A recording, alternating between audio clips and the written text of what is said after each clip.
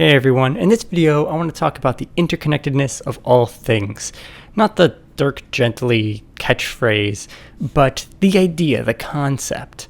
What do I mean this? What is this? Well, essentially everything is connected. Everything you do and everything other people do impacts one another. And I want to talk about this real quickly on a kind of social global scale first, but essentially imagine, I guess, the effects of, let's say, if China were to, the social structures were boiling over and they have a civil war today.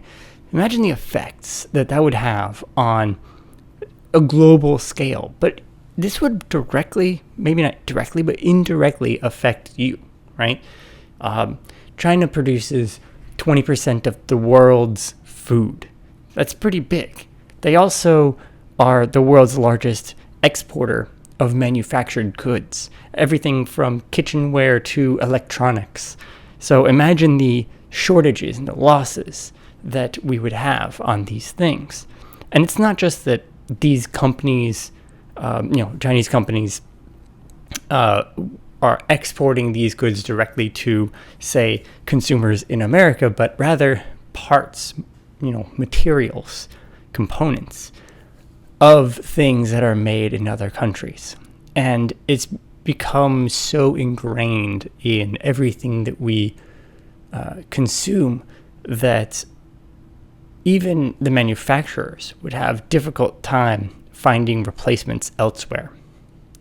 It's quick and easy to see how a civil war bringing the world's largest economy to a halt would create a global depression, right?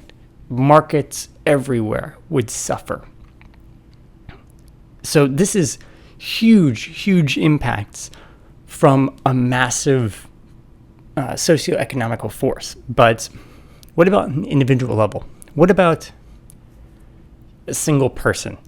If there's a single person that maybe they lost their job and, other influences are contributing obviously to this, that prevents them from finding another job or prevents them from being able to continue living in their home, and things snowball and they, start getting into a life of crime, and things continue to snowball until they kill someone, and that someone is a family member of yours.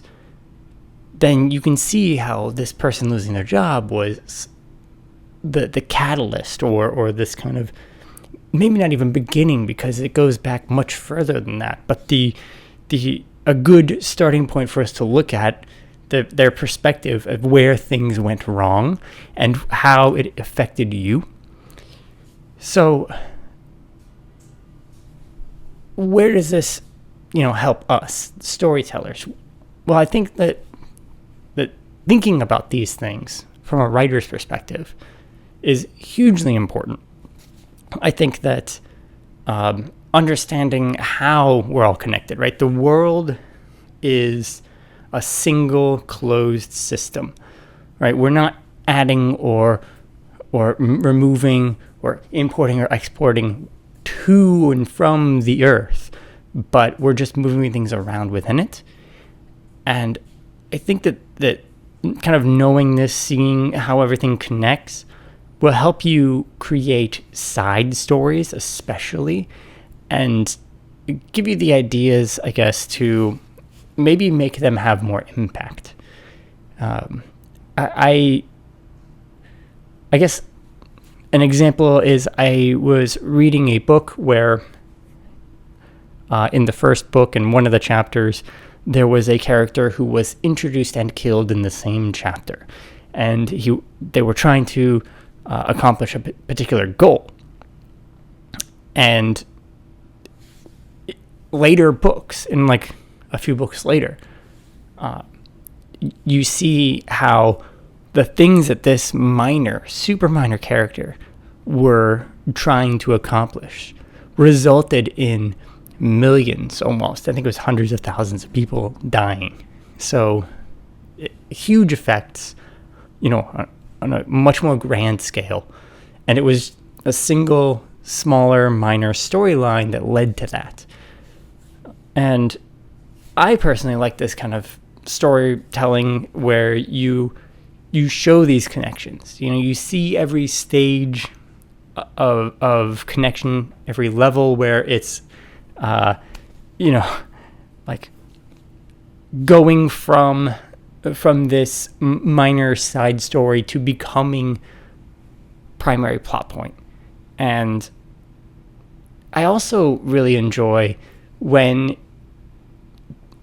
that is the entire story, right? If your protagonist is that minor character, right? If you're doing a more short form story like a film or a mini series or a web series or something like that, I actually like that too. I like that the protagonist is the minor character in the story, and in a way, I feel like a lot of characters are already in a lot of different stories across multiple mediums, where the main characters are not the most influential people, right? But the influences that they have might seem behind the scenes until the climax of the story, where everything just comes crashing down, or everything starts merging to this one moment that connects it with the world at large, and I really enjoy those. And I think that as storytellers, we need to make sure that we are always cognizant of those things, and as people as well, that I think we should be cognizant of how our actions or inactions affect everyone, or affect other people in a little bit more direct of a way. And utilize that to get more real, get more, flavor in your story, right? Like the fine grain of what a good story is made out of, I think is the little stories that are connected to it.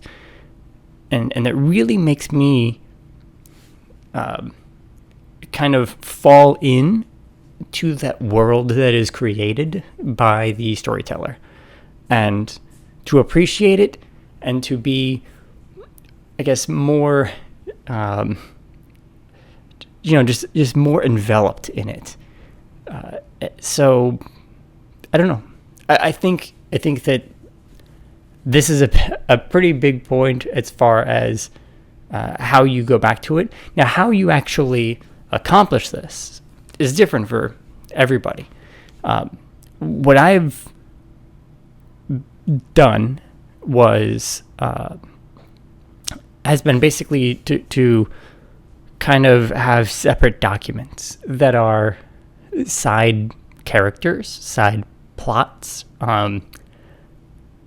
and try to find a way to connect these side stories to the main story.